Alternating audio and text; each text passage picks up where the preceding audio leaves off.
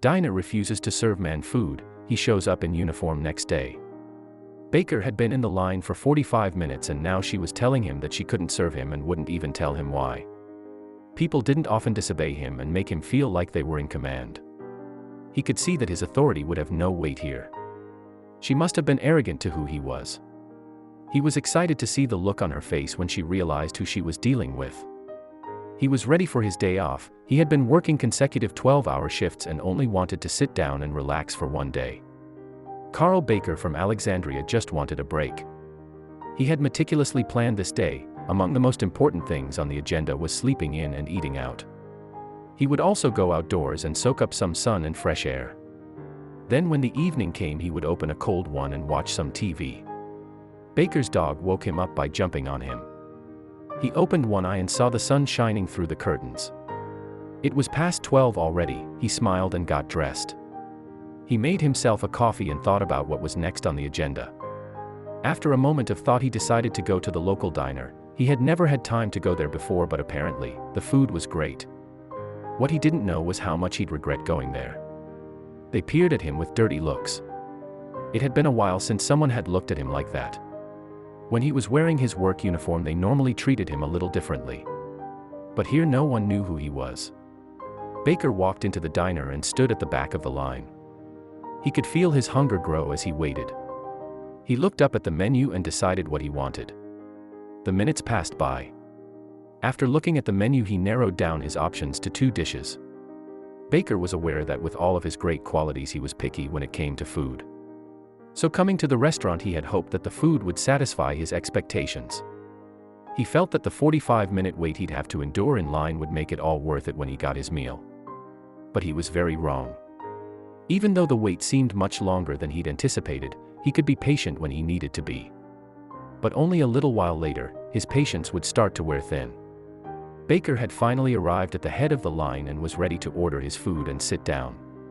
But what happened next would make him see red. Baker smiled and greeted the woman behind the counter. She stared back at him with a look of impatience. She was busy chewing gum and it was apparent she didn't have a good start to her day. He shrugged it off and still smiled as he asked for what he wanted. Baker thought maybe his attitude would rub off on her and she'd cheer up. He knew he could help in some way or another. He ordered the food he had decided on and to his dismay heard her say that the order wasn't available. He was surprised, but he still had his backup order. When he asked her for the other order, she shook her head once again. Baker could feel his annoyance bubble up. He had been waiting for 45 minutes and now they didn't even have his food. He could see the order on the menu labeled under specials. If he had known from the start that the food he wanted wasn't available, he wouldn't have bothered coming out. Her poor mood was also wearing him thin. He still kept his frustration to himself and asked what they actually did have and that they'd work from there. He stared at him with disdain as if to say that he was dumb for asking that question. He felt that her poor attitude and lack of menu items were getting to him a bit too much. He had to speak his mind. That's it, Baker thought. He stayed put and calmly said, "Can I speak to your manager?" Without a word, she steps to the side and yells to the back kitchen. She returns her blank gaze to Baker and a woman comes out in response to her call. She looks at Baker and then to the line behind him. "What's the problem here, sir? You're holding up the people behind you."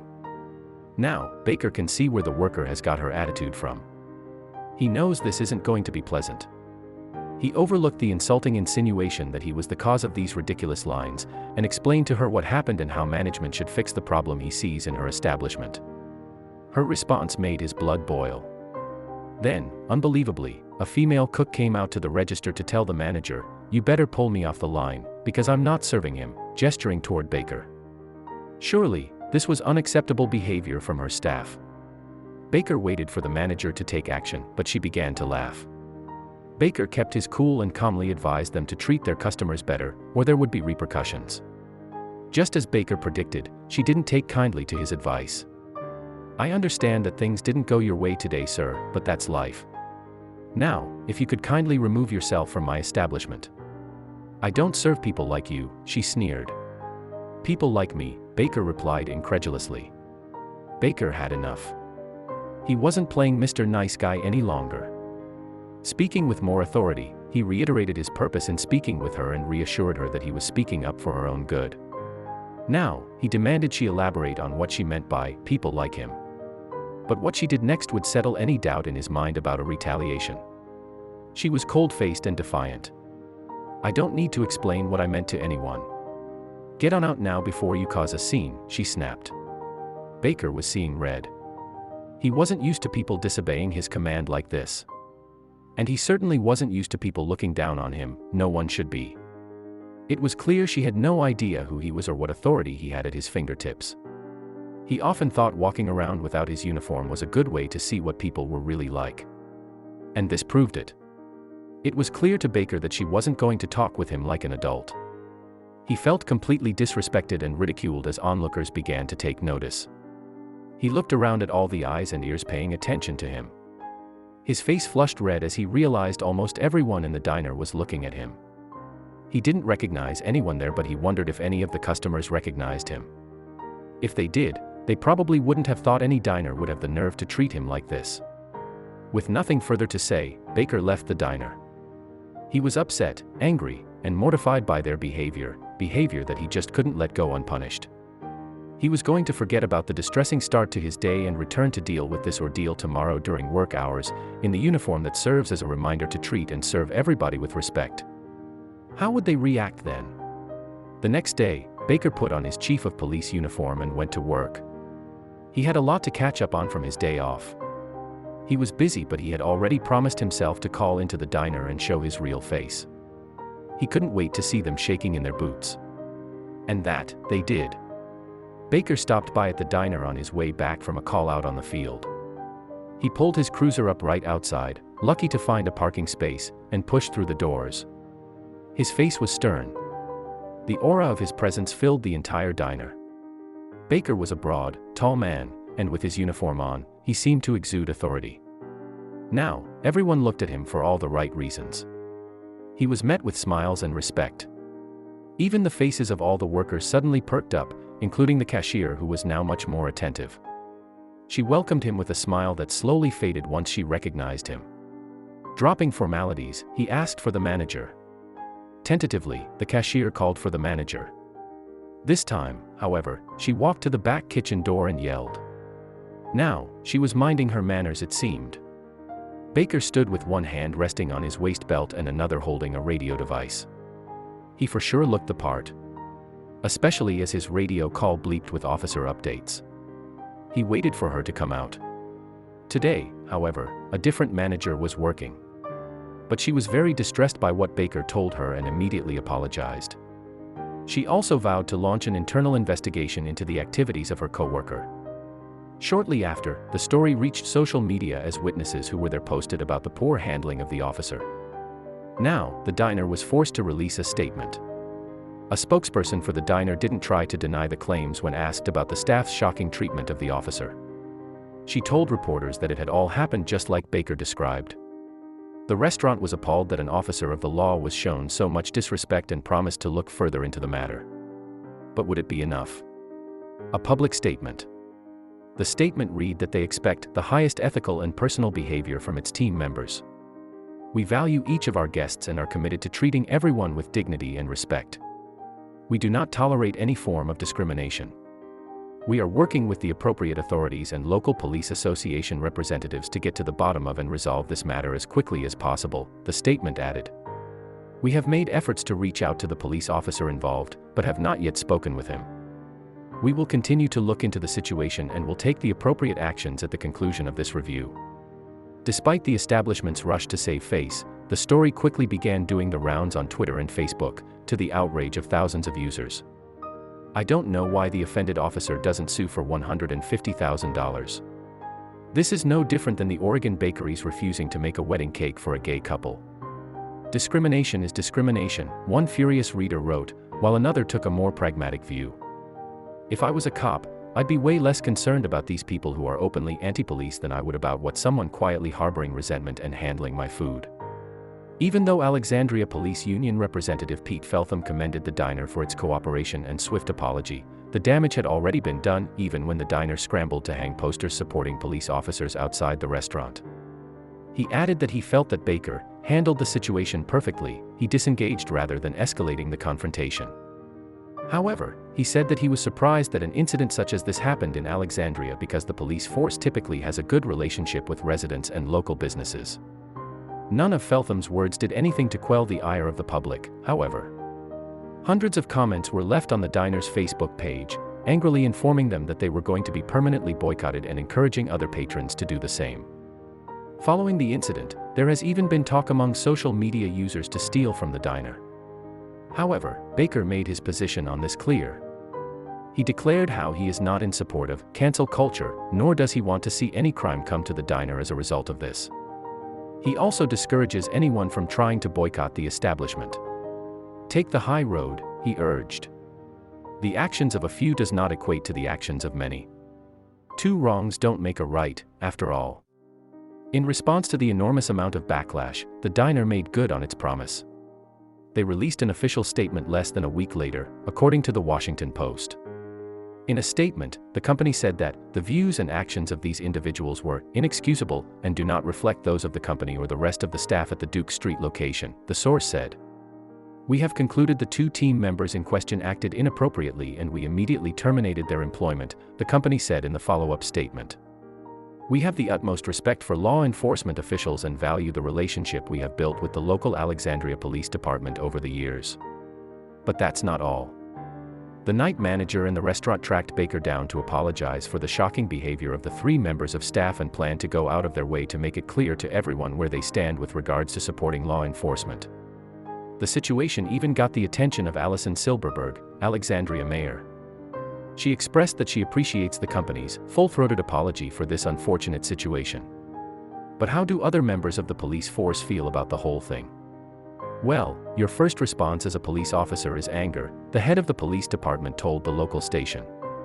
These are very difficult times right now with our relations with everyone, and to have one of my officers treated in that manner unnecessarily, your first response is anger, then you calm down a bit. When one waitress saw a similar situation unfolding, she decided to step in. Brittany could feel anger boil inside her. How could someone be so rude? She never asked for this.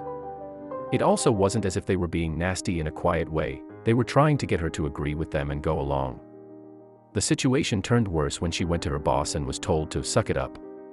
Every kind of person came and went through Fat Joe's Bar and Grill in Fond du Lac, Wisconsin. And when an elderly couple walked through the doors, she didn't think anything of it, at first. However, when they took their seats, their expressions changed. Straight away, Brittany knew they were going to be difficult. The couple looked around the diner with disgust slapped on their faces, as if they had just stepped into their worst nightmare. Fair enough, this wasn't a Michelin star restaurant but the food was good. Brittany dismissed her first impressions. She knew she could cheer them up with her bubbly personality. But she had no idea how wrong she was. She approached and offered them menus. There wasn't even a hello back as she handed them menus. The woman scrunched her nose like she smelled something awful. This was going to be a difficult table. She walked away, but when she turned around, she saw the couple was pointing and laughing at another customer in the corner of the diner.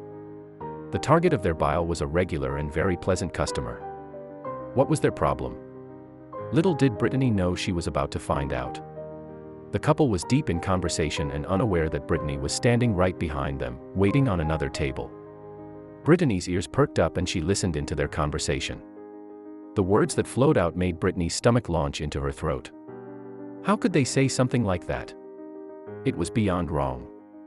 As Brittany came to them to take their order, they asked her what thought about the other customer. They asked Brittany if she thought it was as disgusting and wrong as they clearly did, even questioning why they would let someone like that into the restaurant. Their old faces were filled with nothing but vile judgment. Sorry, but I can't serve you. And I don't agree with what you said, she told them before walking away. However, she couldn't just leave it at that and asked her manager if the table could be assigned to another employee instead. But things were about to get even more twisted. Her manager refused, essentially telling her that she could suck it up or go home. Brittany knew she couldn't serve the table with customers who held such horrible opinions on a human being, not to mention making one of their regulars feel uncomfortable. So she grabbed her bag and stormed out the door. But the repercussions of her actions were about to come back to bite her.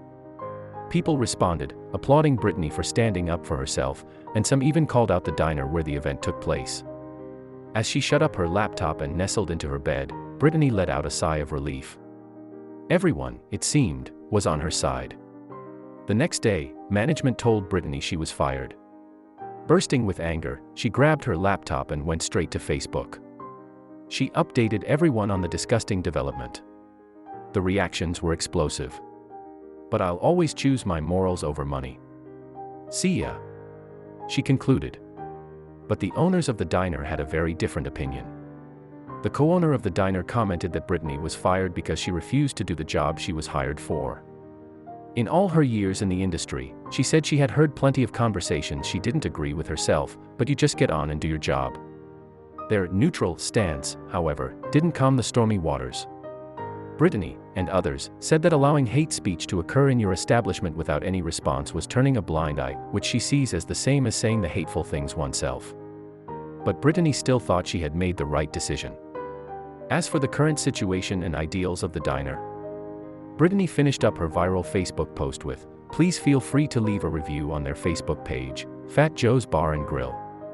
They received so much hate that they had to temporarily take down their Facebook page. It is, however, up again. Also, not long after the situation went viral, a couple of in-person protests forced the restaurant to call the police. Despite it all, they claim that the event hasn't affected their day-to-day business and they will continue with the same moral approach. There was one key element that they conveniently left out, however, that many people overlooked. Brittany acted with enough professionalism that she simply asked to switch tables, which is not a monumental request. The boss's reaction, "Suck it up," reveals the attitude towards their employees' comfort, but what about being allowed to refuse service to customers trying to force opinions on someone who just wants to take their meal order? And what do the owners, Joe and Whitney Wallander, have to say? "Everybody has their opinions, everybody is entitled to their opinions," said Whitney, co-owner of Fat Joe's, in an interview with CBS. Whitney also says that she and her management team made the decision to send Brittany home for the day, but hadn't actually fired her for refusing to serve the group of customers. Before the staff meeting that Sunday morning, other employees at the restaurant showed the Wallanders screenshots of the post Brittany had written about the incident on Facebook. Although the post did not directly reference Fat Joe's, Tad Wallander said that Brittany's Facebook profile listed Fat Joe's as her place of work. This, he said, tied the post and the restaurant together. And they couldn't have that. Tad and Whitney didn't take kindly to being publicly called out on Facebook. After all, every establishment has a reputation to uphold.